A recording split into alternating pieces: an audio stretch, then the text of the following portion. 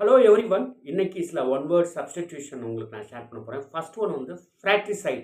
ஃப்ராட்ரிசைடுனா murder of once brother, ஒருவரோட சகோதரரை வந்து கொலை செய்கிறது, சரிங்களா? அடுத்து வந்து பேட்ரிசைடு, மர்டர் ஆஃப் ஒன்ஸ் ஃபாதர், ஒருவரோட தந்தையை கொலை செய்கிறது, சரிங்களா? அடுத்து வந்து பார்த்தீங்கன்னா பிலிஸ்டைன்.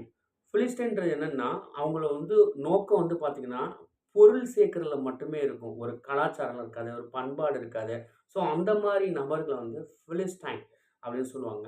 இப்ப இந்த ஃப்ராட்ரிசைடு, மேட்ரிசைடு, பேட்ரிசைடு இது ஈஸியா ஞாபகம் வச்சுக்கலாம். ஃப்ராட்டர்னிட்டி அப்படின்னா சகோதரத்துவம். ஃப்ராட்டர்னல் லவ் அப்படின்னா சகோதர பாசம் அந்த மாரி சொல்றோம் இல்லையா? அப்போ ஃப்ராட்ரிசைடு, சிஐடிஇ சைடு முடியிறதெல்லாம் ஜென்ரலாவே பார்த்தீங்கன்னா, மர்டர் சம்மந்தமா வரும். உதாரணத்துக்கு பெஸ்டிசைட் அப்படின்னா பூச்சிக்கொல்லின்னு சொல்றோம் இல்லையா?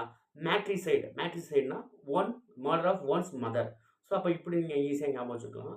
அடுத்து வந்து பார்த்தீங்கன்னா, பிஇடிஎன்டி பெடன்ட் அப்படின்னா தான் கற்றுக்கொண்ட விஷயங்கள, அந்த அறிவு இதெல்லாம் ஒரு ஆசையோட மற்றவங்களுக்கு சொல்றது, காண்பிக்கிறது. ஸோ அந்த மாரி பெர்சன வந்து பிஇடிஎன்டி பெடன்ட்ன்னு சொல்லுவாங்க.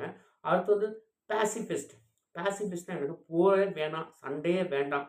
இதெல்லாம் எதுக்குப்பா? அந்த மாரி ஒரு அமைதிய விரும்புறவங்கள வந்து பாசிஃபிஸ்ட்ன்னு சொல்லுவாங்க. Thank you everyone. Thank you so much.